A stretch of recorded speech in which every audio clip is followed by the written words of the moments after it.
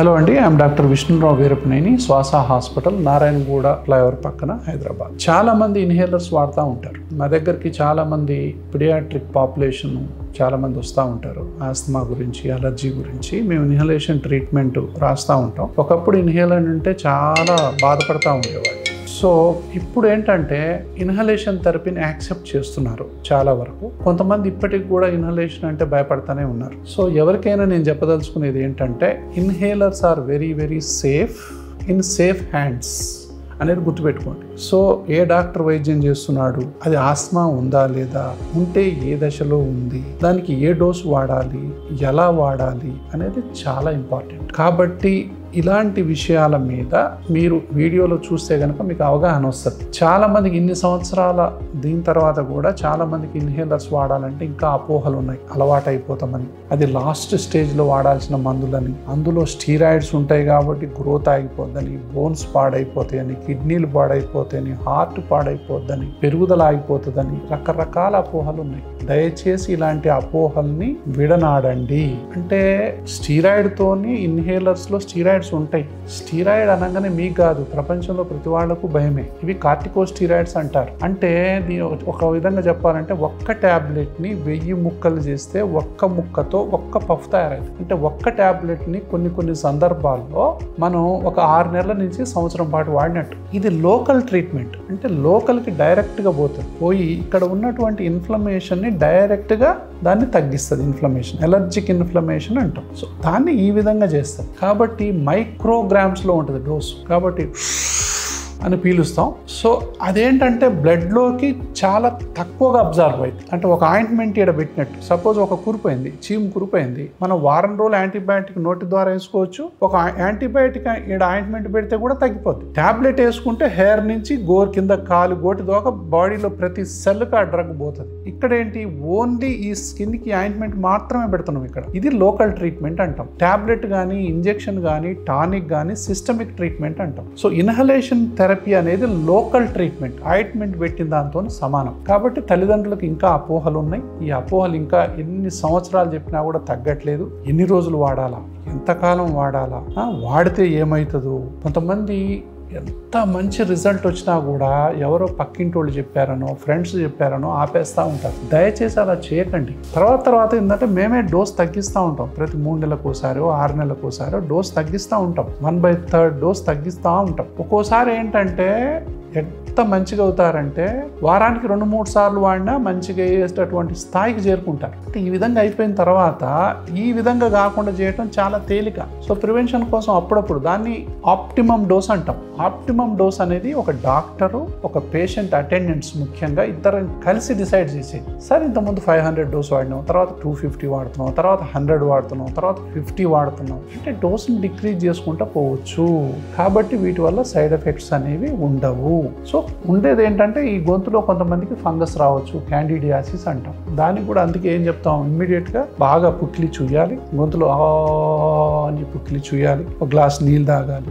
So చాలా దీర్ఘకాలం వాడే వాళ్లకు యాంటీ ఫంగల్ డ్రాప్స్ కూడా ఇస్తాం. క్యాండిడ్ మౌత్ పెయింట్ అని ఉంటుంది, ఆ డ్రాప్స్ కూడా ఇస్తాం. నైట్ పూట తనకు వేసుకున్నట్లయితే అప్పుడప్పుడు అది రాకుండా మనం నివారించవచ్చు. సో ఇలాంటి జాగ్రత్తలు అనేవి తీసుకుంటాం. విటమిన్ డి కానీ, కాల్షియం కానీ. సో ఇట్లాంటివి అంటే దీనికి సైడ్ ఎఫెక్ట్స్ ఏముంటాయో ముందల్నే ఊహించి తీసుకునేటటువంటి పరిస్థితులు ఉంటాయి. కొంతమందికి స్టీరాయిడ్స్ ఇన్హేలర్స్ వాడని కేసులు, కొంతమంది గ్లకోమా ఉంటుంది, కొంతమందికి హిప్ రిప్లేస్మెంట్ అయిన వాళ్ళు ఉంటారు. సో కొంతమందిలో అవి చాలా జాగ్రత్తగా డోసును తగ్గించి వాడాల్సినటువంటి అవసరం ఉంటుంది. అలా అని చెప్పి అంటే ఈ స్టీరాయిడ్స్ అనేవి టాబ్లెట్ రూపంలో కూడా ఉంటాయి. ఈ టాబ్లెట్ని విచ్చలవిడిగా వాడుతుంటారు. కొంతమంది బెట్నసాల్ టాబ్లెట్లు 10 ఏళ్ళు 20 ఏళ్ళు వాడడం చూశాను నేను. బోన్స్ మొత్తం ఒక విధంగా చెప్పాలంటే అబ్జర్వ్ అయిపోతాయి, విరిగిపోతుంటాయి ఎక్కడికక్కడ, చర్మం పల్సగా అయిపోతుంది, క్యాటరాక్ట్ వస్తుంది, బోన్ ఫ్రాక్చర్స్ అవుతూ ఉంటాయి, డయాబెటీస్, షుగర్ వస్తుంది, బీపీ వస్తుంది, కూర్చుంటే లేవలేరు, మజిల్ పవర్ తగ్గిపోద్ది. ఎందుకు? టాబ్లెట్లు వాడటం వల్ల. సో విపరీతంగా నెలలు సంవత్సరాలు టాబ్లెట్ వాడుతూ ఉంటారు. కొంతమంది మేము ప్రిస్క్రిప్షన్లు ఏంటంటే 5 డేస్కి రాస్తాం స్ట్రిక్ట్గా. ఏ టాబ్లెట్లు బాగున్నాయని చెప్పి కొంతమంది నెలలు మళ్ళీ తిరిగి మళ్ళీ వాడుకుంటూ ఉంటారు. దయచేసి అలా చేయొద్దు.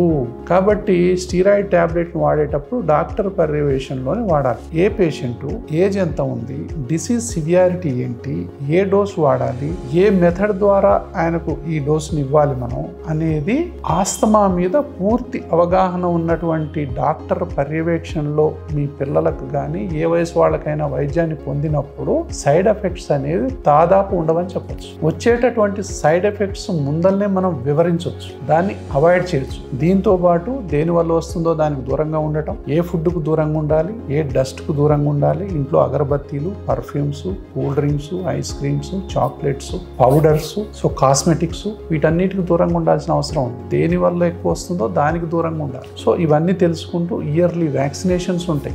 మాటికి రాకుండా, బ్యాక్టీరియల్ ఇన్ఫెక్షన్ రాకుండా, వైరల్ ఇన్ఫెక్షన్ రాకుండా అన్ని వయసుల వాళ్ళకు కూడా ఇప్పుడు వ్యాక్సిన్స్ అందుబాటులో ఉన్నాయి. ముఖ్యంగా 50 సంవత్సరాల వాళ్ళకి 50 సంవత్సరాలు పైబడ్డ వాళ్ళకి ఇప్పుడు ఓల్డ్ ఏజ్ వ్యాక్సినేషన్ అందుబాటులో ఉంది. శ్వాస హాస్పిటల్లో గత 35 సంవత్సరాల నుంచి అడల్ట్ వ్యాక్సినేషన్స్ అనేవి శ్వాస హాస్పిటల్లో ఇస్తున్నాం. ఇవి కొంతమందికి ముఖ్యంగా 65 సంవత్సరాలు పైబడ్డ వాళ్ళకైతే ఇయర్లీ ట్వైస్ వ్యాక్సినేషన్ తీసుకుంటే కనుక చీటికి మాటికి హాస్పిటల్ పోవటాలు, అడ్మిట్ అవ్వటాలు, న్యూమోనియాతో అడ్మిట్ అవ్వటాలు, ఐసీయూలో అడ్మిట్ అవ్వటాలు అనేవి చాలా వరకు తగ్గిపోతాయి. కాబట్టి ఇన్హేలర్స్ మీద అపోహలు తల్లిదండ్రులు దయచేసి ఎంత తొందరగా వదిలిపెడితే అంత మంచిది. ఇన్హేలర్స్ ఎప్పుడైనా ఒక డాక్టర్ రాస్తున్నాడు అంటే అవగాహన ఉన్న డాక్టర్ని సంప్రదించి కరెక్ట్ ఇన్హేలర్ వాడాలి. కొంతమంది రిలీవర్ ఇన్హేలర్స్ సంవత్సరాల తరబడి వాడుతుంటారు. అంటే ఈ కట్లిపే ఇన్హేలర్ వాడుతూ ఉంటారు. ఎన్నాళ్ళు వాడినా కూడా దానివల్ల ఉపయోగం ఉండదు. అందుకే ఏ ఇన్హేలర్ వాడాలి, ఏ మోతాదులో వాడాలి, ఎంతకాలం వాడాలి, మళ్ళీ స్పేస్ ఎప్పుడు ఇవ్వాలి, డోస్ ఎప్పుడు తగ్గియాలి అనేది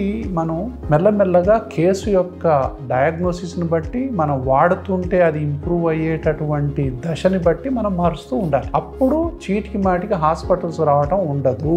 స్కూల్స్ ఆబ్సెంటిజం అనేది ఉండదు.